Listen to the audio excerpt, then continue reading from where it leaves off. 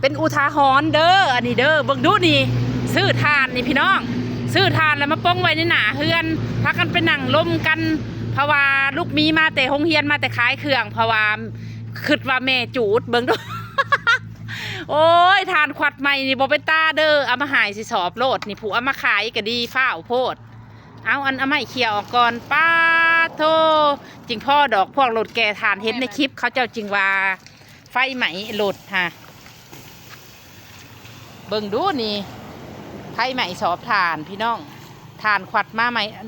อันใส่ได้ร้ายเลยการมันบ่มอดดอกมันถมไว้อยู่ในฮะป้าโพดเขียวออกกว้างซื้อทานเพิ่นว่าเพิ่นซื้อทานได้ดีสอบ2,500สอบ2,500เพราะว่าต้นอีทานแล้วก็เอาน้ำมามอดแล้ว2 จอกมาแล้วนั่งมีมาแต่โรงเรียนว่าได้อีกทั้งสีหนึ่ง ได้มอดอีกทั้งสีหนึ่งโอ้ย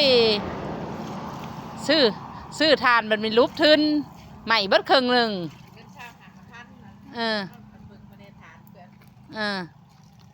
สอบนับบ่ได้เป็นยังแต่ว่าอย่าไปเหอในสอบทานราคาถูกเด้อ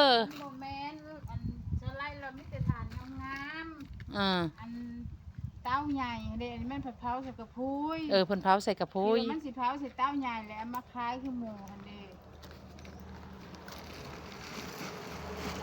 ยังสอบนั่นอาการว่าสีห่อนคือกันสีห่อนกะแหกออกแล้วคะแนนคนถือจะเขาอยู่ไว้ในเฮือนไผ่ใหม่เฮือนไผ่ใหม่เฮือนผลอะไรแบบนี้กระบอกกระเด้ทางพระกปัดแล้วนี่ค่ะมึงเบิดงานพอเป็นผู้ชาวันไหวค่ะ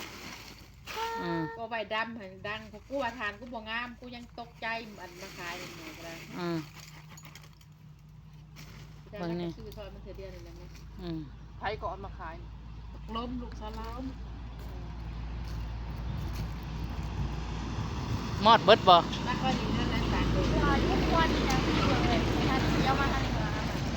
โอ้ยลืมเอาซีนมาปีอีกเนาะบ่อยากดังไพ่บุญแต่บ่เอาไปไก่โหลดเนาะเห็นให้มาแบะไปปาดว่าบุญแต่บ่เอาไปไก่โหลดคันมันไปไก่โหลดแห้งเบิดเลยโหลดฮะ